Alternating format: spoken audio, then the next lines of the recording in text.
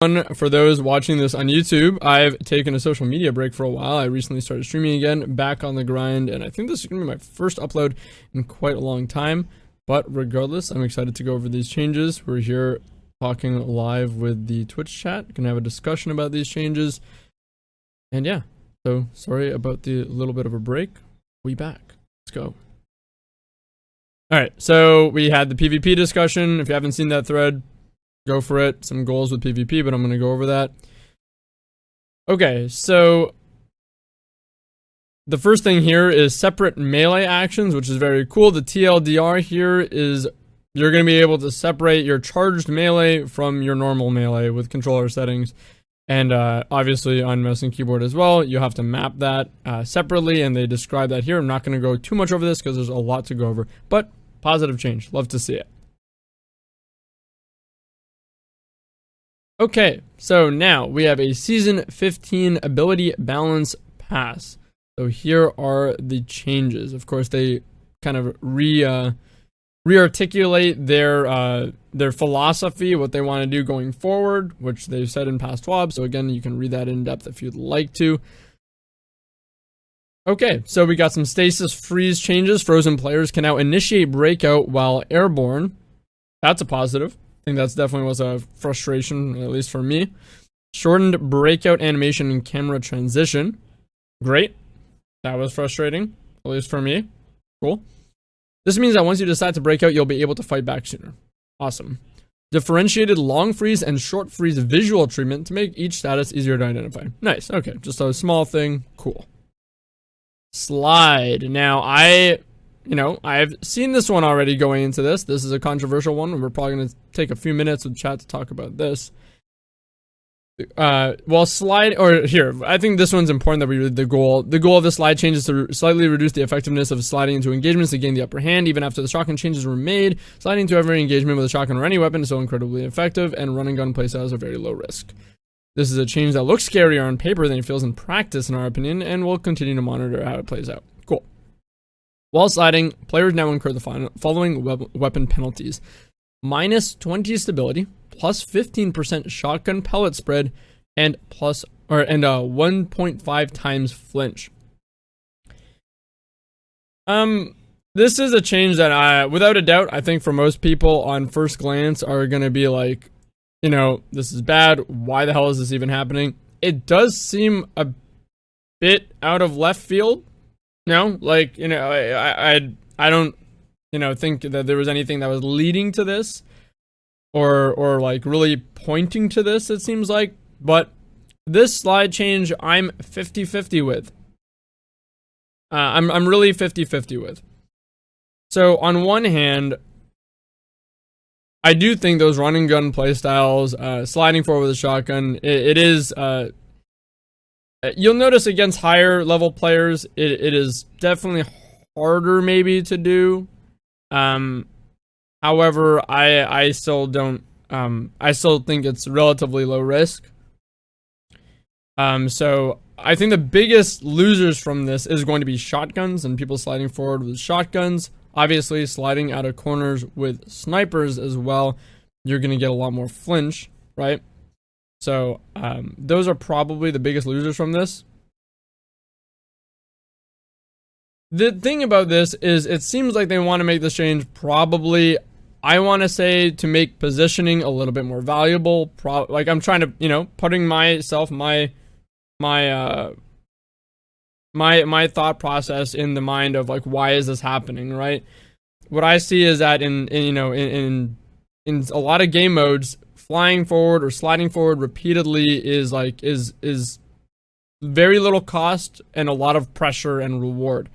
So there's, you know, and so I complain about it all the time when people, you know, I see someone's just slide shotgun, slide shotgun, slide shotgun. You know, it's just, there is, it's such a powerful action that has no cost for repeated use. So, it produces a lot of pressure. So the other thing about this is that, of course, it does, when you slide out of cover, especially obviously left peaks and whatnot, there's a little bit of a peeker's advantage that you get off of that. So this does kind of combat that as well, and how the camera how the camera works with that, right? So that's what I see as, you know, some of the issues with this. These 1.5 times flinch and 20 stability, I think this sounds a lot bigger on paper than it actually does on, you know, in practice. We remember the M&K changes when they changed the stability from 40% less recoil to 20%. And I mean, a lot of people had a reaction to it, and it wasn't actually that bad. I'm not an M&K player, but from what I can tell, most players, it wasn't as bad per se. So and we have to remember that this is only within the slide, right? This seems like the way I'm interpreting this is only while you're sliding. So, you know, once you get out of the slide, these things all obviously reset. You're not going to get more flinch or less stability. What I noticed, so I guess the only thing that I could say about this is really what I noticed about slide in other games compared to Destiny is that they have some sort of a cost. Typically you can't do it hyper repeatedly.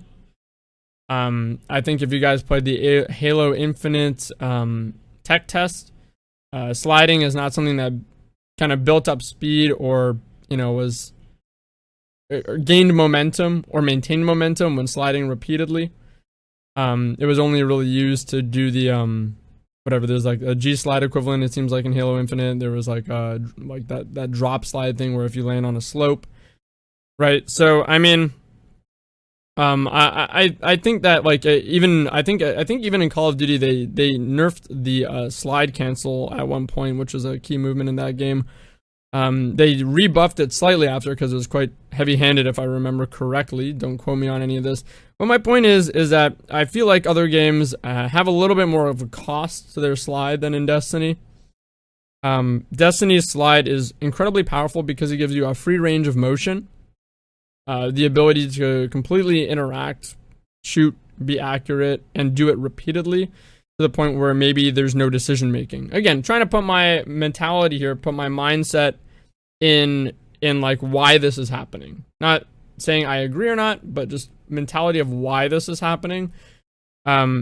It's a free movement that has no cost, that, you know, again, it has no cost for doing it repeatedly. So I think this is meant to make a little bit more decision making. So when you do slide, you know that you're going to incur this. So you have to be more decisive about when you're going to slide and what you're going to slide and how that can hurt you, instead of just like the current game, which is you can kind of just slide repeatedly everywhere, anywhere, you know, over and over and over again with no cost and not much thought to that. I think this might also help positioning a little bit more. You know, good positioning, playing cover, playing tight to cover is going to be a little perhaps more valuable, you know, in how you play. So this game thrives over movement. Can we just talk about who asked for this? Hey man, like I said, it does feel like a little bit out of left field. It does feel like it's a little out of nowhere. I don't know. To me, a lot of people say that this game thrives on movement. In my personal opinion, I think the movement in this game is blown out of proportion. I think the whole movement skill gap thing is just blown out of proportion. I don't really see an incredible skill gap in the movement in this game. I think I see a skill gap in the positioning and like radar baiting, but the whole movement thing just feels like, I don't know how effectively you can fly forward, I guess. That's just me personally.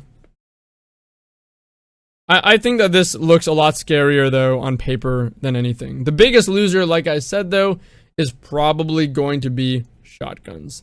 That 15% bonus pellet spread is going to be pretty significant, I'd assume. So, yeah. So, that's my thoughts on this. I think this is something that I gotta wait to see how it plays. I always like the idea of, hey, more decision making, more things to think about, you know, more opportunity cost. So I like that. Sliding is incredibly powerful in Destiny. Now there's a little bit of a cost to that, something you have to think about and be decisive with. You can't just keep sliding forward, obviously.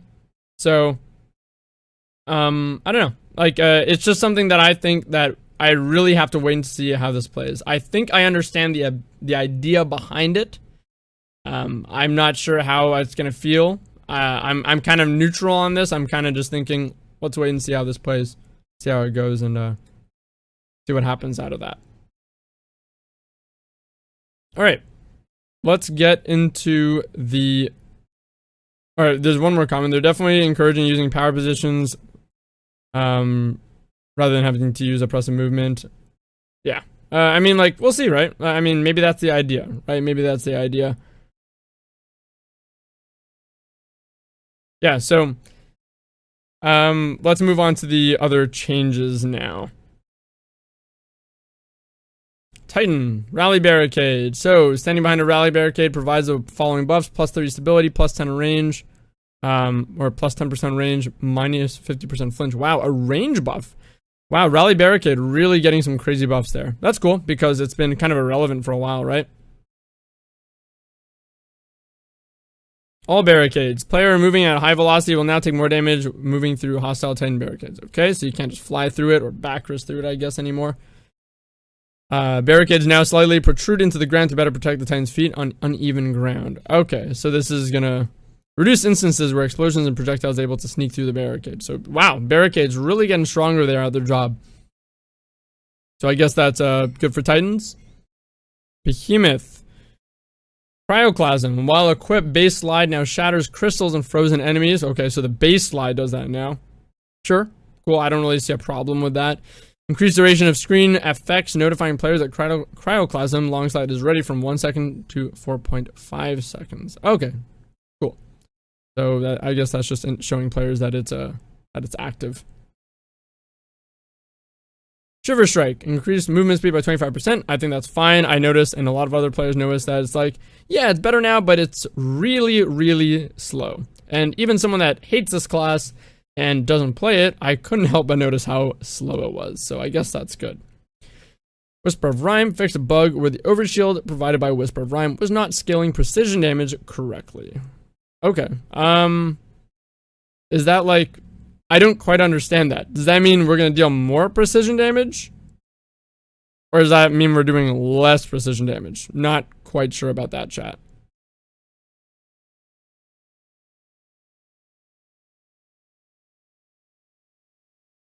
You do more precision damage. Okay, good. That's great.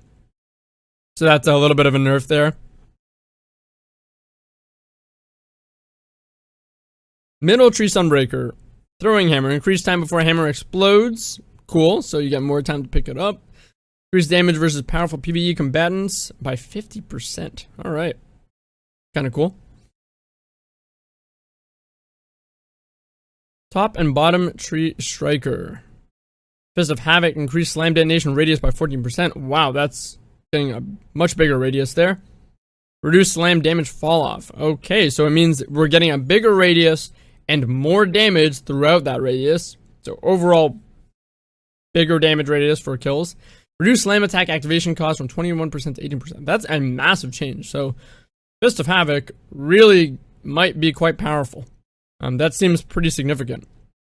So overall, the radius of the damage is going to be bigger. You're going to deal more damage throughout that radius, and that slam is going to be less costly just by a bit. So that's interesting. Middletree Striker. Inertia Override is increased duration 4 to 6 seconds. That was already a pretty good perk, getting even better.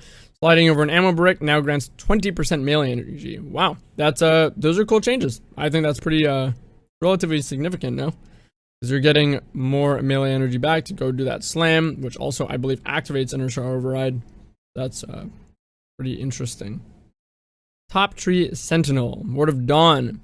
Increased damage taken from bosses from 0.25 to 7 times at 0 resilience. Wait, what? Okay, so that's a nerf.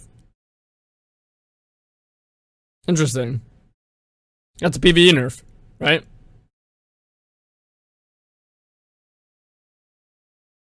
Damage taken can scale down to 0.25 times based on the owner's resilience stat. Oh, okay. So your resilience stat is going to play into your Ward of Dawn survivability?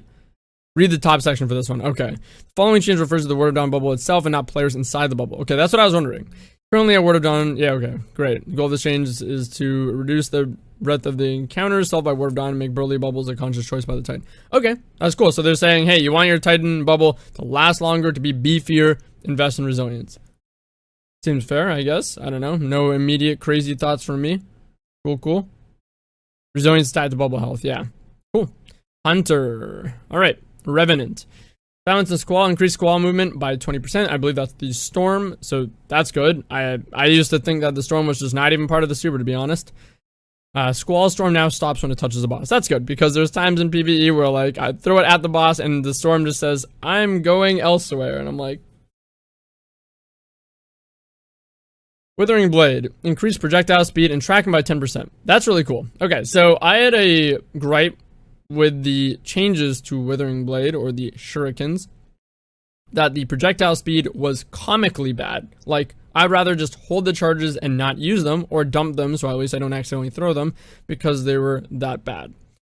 So the projectile speed is good. Tracking, I don't know if I like that. I don't think they needed more tracking. I think they just needed their speed back. So now they're probably going to be a lot easier to hit again. Not sure how I feel about that. But projectile speed good, tracking not so good in my opinion. Middletree Gunslinger. Okay. Knife Trick. Increase burning duration for 3 to 4 seconds.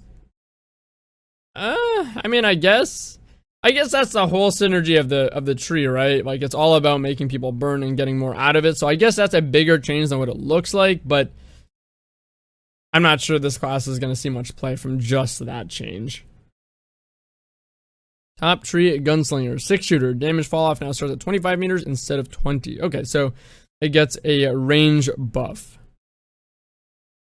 And they talk about the unintentional change to this. So, anyways, I guess range buff, good, sure. I'm not sure that that's enough for the class. Again, this is another subtle change that I'm like, yeah, it's good, sure, but I don't think this is enough. But, is what it is. Arcstrider. Ooh, Arcstrider. This is what I've been playing recently. Arc Staff. Extended passive super duration from 16 seconds to 20 seconds. That's a W. Okay, so I think a lot of players think that Arc Staff needs to be faster. You can easily run away from Arc Staff, and I do agree it's quite short. I think it's either needed to last longer or it needs to be faster. Either one. It looks like we're getting a super duration extension, so it's going to last longer. So I'm happy about this. Arc Staff is a painfully average super, I think. So that's nice to see. Increased heavy slam detonation radius from 5 to 6 meters. Nice. So when you do your jump slam, the heavy slam there, you're going to have a little bit more of a radius where you can kill. So I think that is good. Again, convenient. Good buff. And of course, some PvE damage increase by 33%. Top Tree Arcstrider. This is what I've been playing. Deadly Reach. Increased duration for 8 to 10 seconds. I like that a lot. I've been wanting Deadly Reach to last longer. I wanted something to be something that you can prime, but not feel the absolute urgency to fly in and utilize. But it still has enough thought that you need to give up your dodge to prime that, that melee range. So I'm really happy with this change. I would hope, or I wish, that this would get a timer associated with it, but that's what it is. Regardless, nice subtle change. Is that enough for Top Tree Arcstrider alone? I'm not sure. I kind of wanted to see a damage buff to the stacks of the, what is it called? Combination blow. But it seems like this is all we're getting, which is, at least it's something. Middletree Arcstrider, Lightning Weave. Dealing damage with Tempest Strike now triggers Lightning Weave. Timer can now be extended by dealing damage with any weapon.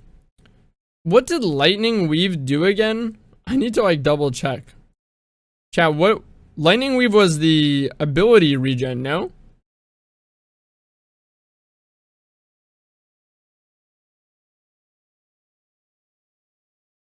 Oh, okay. That's a different ability. The reload speed. Okay. That's interesting. So when you do your wave melee, it gives you your reload speed. And the timer can now be extended by dealing damage with any weapon. That's actually really cool, maybe for PvE, right?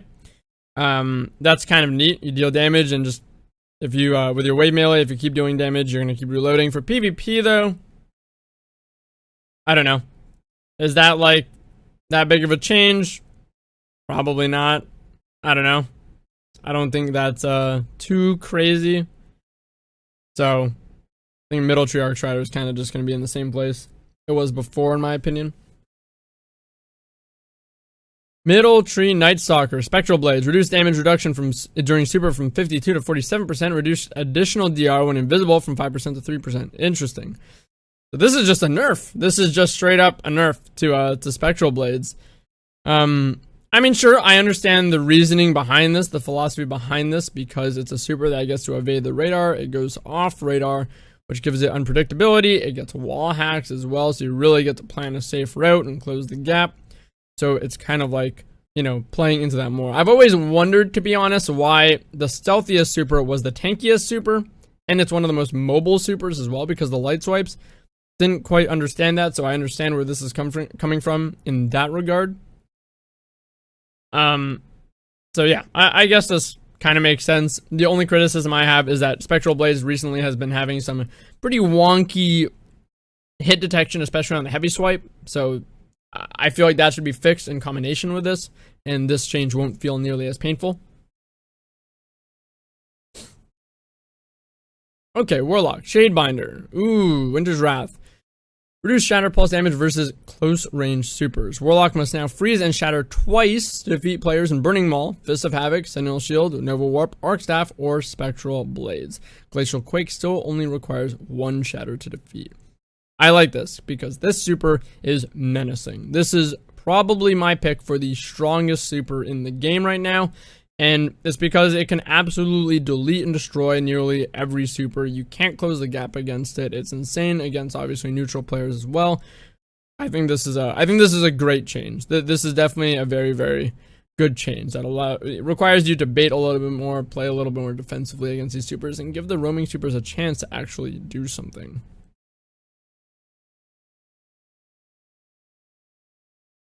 Okay, Top Tree Dawnblade. That's a lot of changes. We know how dominant this class is. They mentioned that in the little philosophy or commentary blurb there. Celestial Fire, reduced track and cone angle. Good. Arming shape, proximity detonation, now shrinks over time. Great. I really like that. Reduced detonation size by 1 meter. Good. I also like that. Damage fall off increased at short distances. Good. So it's more of a melee and not something you kind of throw across the map and hope to clean up a kill. So I like that. And it's got less tracking too, which is good.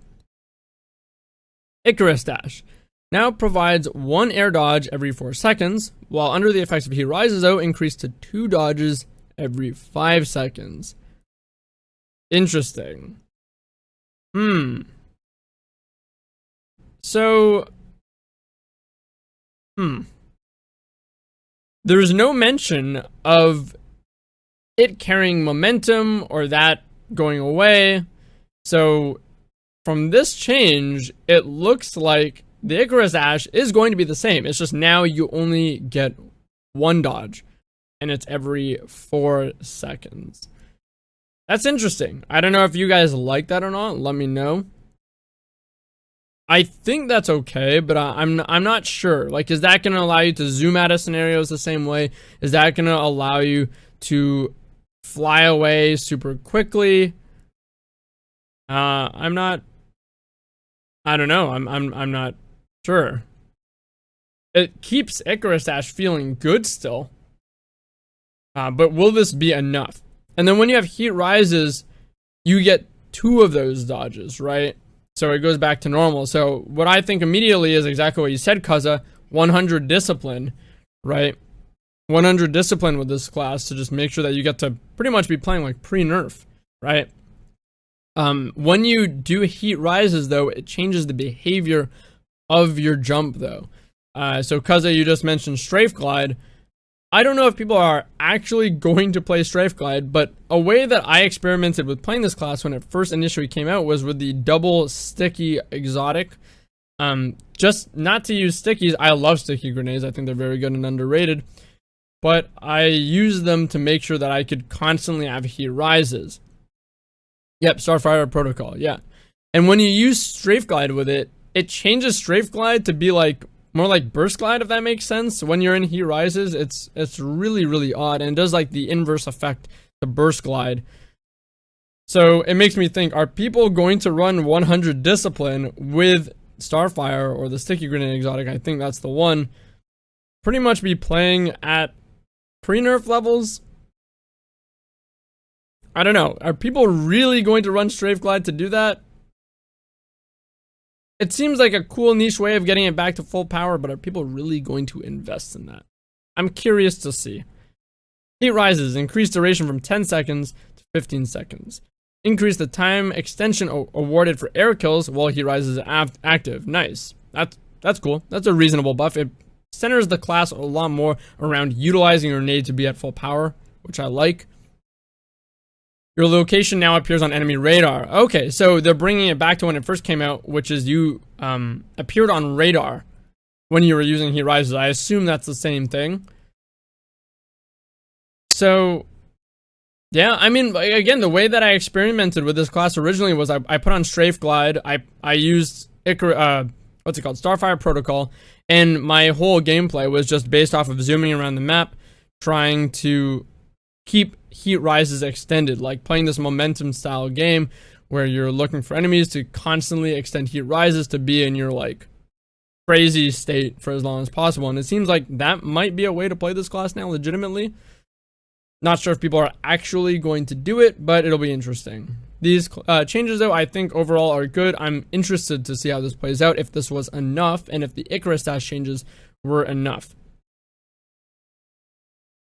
Yeah, interesting reading this TWAB and thinking back to the firing range episode where they talked about wanting a cost for strong things. Yeah, that seems to be like a consistent theme in this. More costs for strong things. And this whole TWAB is what seems like a consistent theme so far. Middletree Dawnblade. Well of Radiance.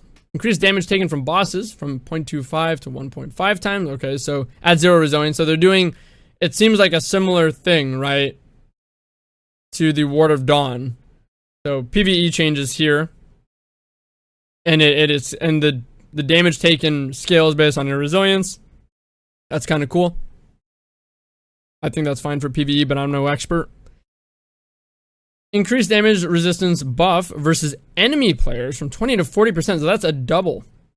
So now you're going to take even less damage, double what it used to do, the damage resistance in PvP. Players inside Wall of Radiance are now immune to stasis freeze install. You're immune to stasis. You're taking you get 20% more damage resistance for 40% total. That's kind of crazy, right? That's kind of good. I mean, we have to see how those numbers actually translate to the game itself, but that seems honestly like pretty strong, no? To me, that seems strong. Well, Sword can now be frozen and shattered by stasis, though. Interesting. Guiding Flame. Increased duration from 7 seconds to 10 seconds. Increased damage buff from 20% to 25%. Guiding Flame is what? The melee, right? So that's just a damage buff. And they increase the duration and the buff time. That's pretty interesting. I'm really interested to see how Middletree Dawnblade's going to play. Will people be able to actually play a support role with those healing grenades? Get the, you know, sneaky little damage buff sometimes with a melee, maybe put on a Ophidian so you get that, you know, that melee range. But it seems interesting, right? Like, it seems like you're actually going to be able to use well. Yep, I can't believe I just said that. Yeah, so interested to see how this plays. Autumn Tree Dawnblade. Phoenix Dive. Reduced delay before dive starts. This was a big problem to me. I remember trying this class a long time ago, trying to see if it was really that bad, and yeah, it was, because when you Phoenix Dive, you are like stuck in the height of your Phoenix Dive for like 2 seconds, and they just kill you before you like actually dive. So I'm happy to see that. Can now input a direction to dive in that direction. Oh my god, so they gave it the Shadow Dive treatment. That was another thing. I think I mentioned that I had some discussions with chat that I wanted to see this happen. I'm 50-50 on it. I'm like semi-scared of this. but I'm like, I want to see how it plays because it felt so bad just like diving straight down all the time. Right? It just felt like being stuck in that just felt awful.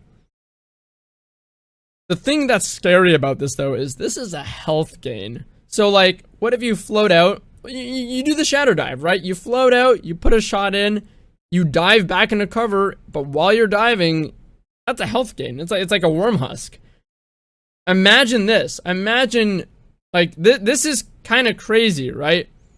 So what if you are, you're vertical with, you're playing vertically with another shotgunner, you're, kind of in the air, they're jumping as well. You do the shadow dive, which is you shotgun and you dive immediately. But unlike shadow dive, you're gaining health. You shotty them and then dive, you're gaining health, which means it's going to be harder for them to clean you up after they shoot you with a shotgun if they didn't kill you. Like, you can be pretty aggressive with that now, right? It's a healing shadow dive, no? That's the way I'm interpreting this. It's a healing shadow dive. There's like 5 seconds of lockout of sliding after Phoenix dive. It's so bad. I mean, like, okay, sure, but like, okay, you can't slide, fine.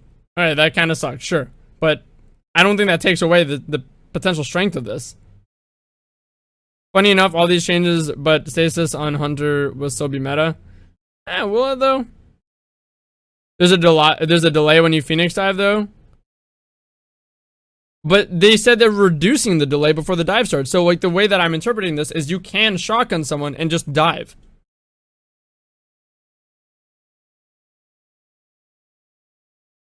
With the large community sentiment about the prevalent use of shadow dive and its effectiveness, are you surprised that it's remained untouched? 50-50. I'm not sure, to be honest. I've never thought about it.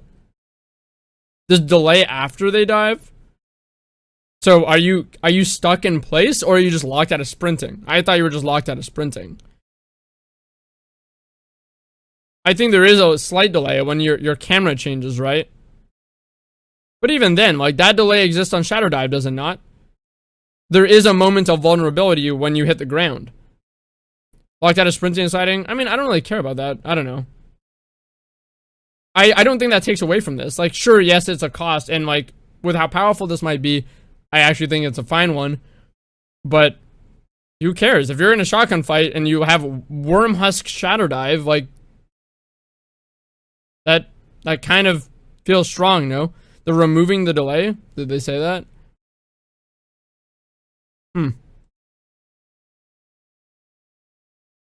I don't know, man. Like, I think this is gonna be really strong. I personally think this is gonna be really strong. Phoenix dive is gonna be used to 3-peak. Yeah, I am not gonna lie. I'm scared that they made these changes. They made like some pretty strong changes to this, but didn't change the cooldown of it. So I am nervous that we're gonna have like, hey, 3-peaking's gone, but now we're gonna worm husk and Phoenix dive the 3rd-person peak. There's an animation that plays out once you hit the ground. However, I don't know if the animation's on par with shadow dive. I always imagined it was, but I guess we'd have to test that. Yeah. Yeah, I personally think this has a lot of potential. A lot of potential. And this class, it doesn't have the neutral game still of top tree, but its super is really good, and I think Phoenix dive is going to be really, really interesting. So, I don't know. We'll see. I think top tree might still be favorable, but this is really potentially quite strong.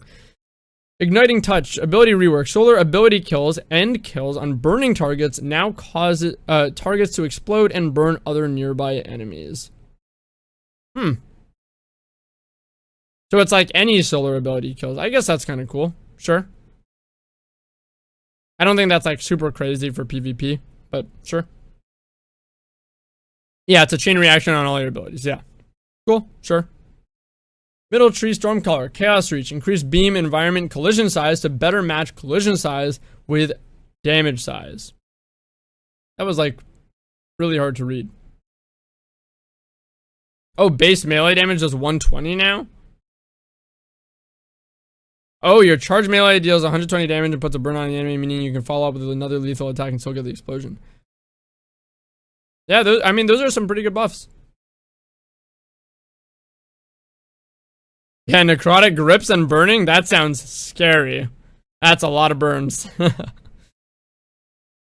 Alright, so increase beam environment collision size to better match collision size with damage size.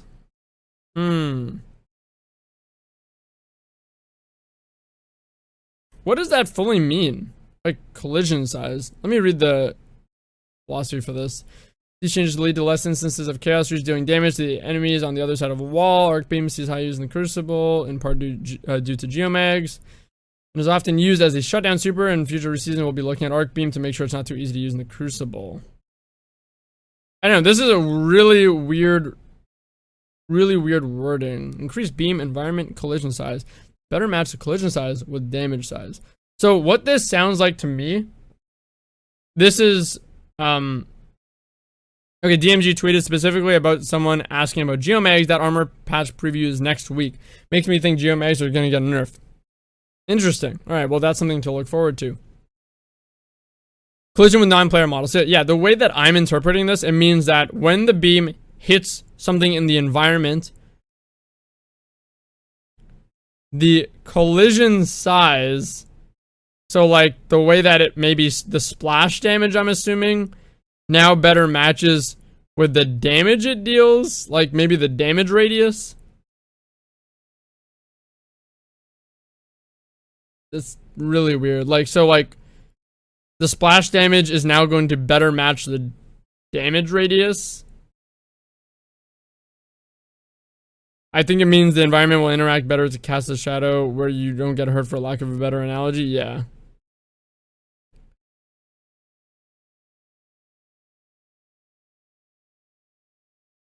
It's a visual effect, right? Yeah, that's what I'm saying.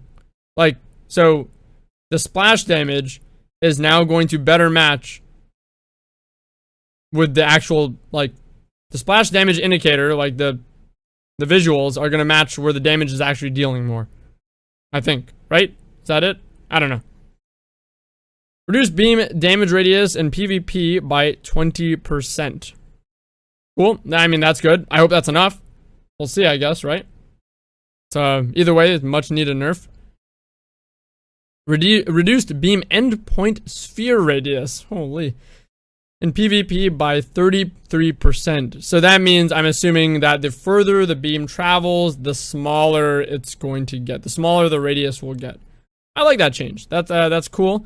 And that's by 33%. That's pretty significant. These changes seem significant. I hope they're enough. We'll only be able to tell once we actually get our hands on it. But I'm happy to see it, regardless.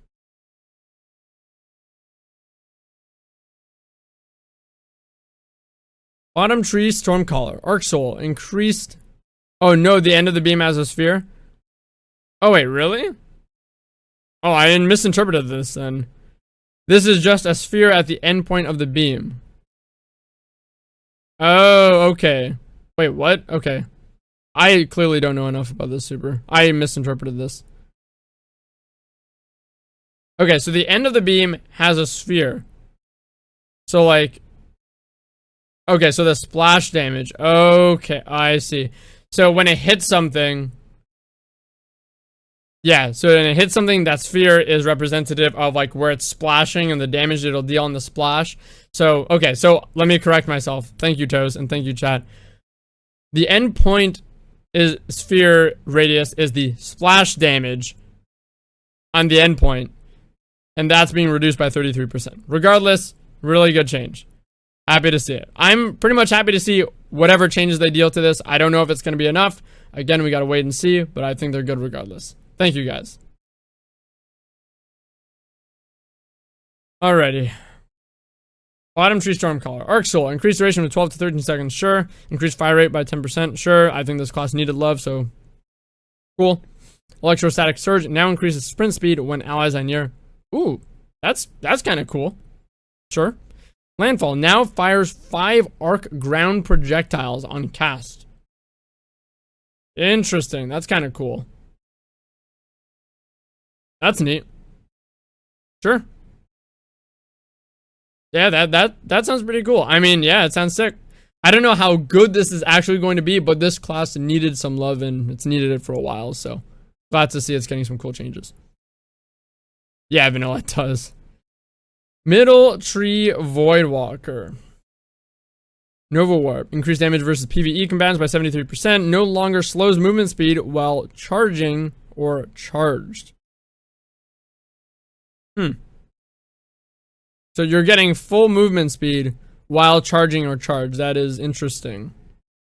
Now it detonates on cast. Okay, so when you detonate it, or sorry, when you cast it, it does a detonation to kill things near you. That seems pretty strong. No more movement speed, you know, like, cost. You can panic pop it. Seems pretty strong. Handheld Supernova. Increased damage versus PvE combatants by 100%. Increased hold time from 2.5 seconds to 3.2 seconds. Okay. That's interesting. You can blink and cast super in their face and still have a roaming super. Yeah, that's kind of cracked. These changes seem quite strong. Being able to hold your handheld for longer is obviously going to increase your margin of error and your ability to prep. Not as much stress on your timing. That's pretty strong. And those Nova Warp changes are pretty strong as well. Granted, I think that a lot of people think that this super has needed some love for quite some time. So, hey, at least it's getting the love. It seems like it's got a good amount of potential. Again, these are some, I think some pretty strong changes. Interested to see how this plays out. Cool that this class is getting some love. I'm sure a lot of people want it to get better after it's been kind of in the dirt for a while.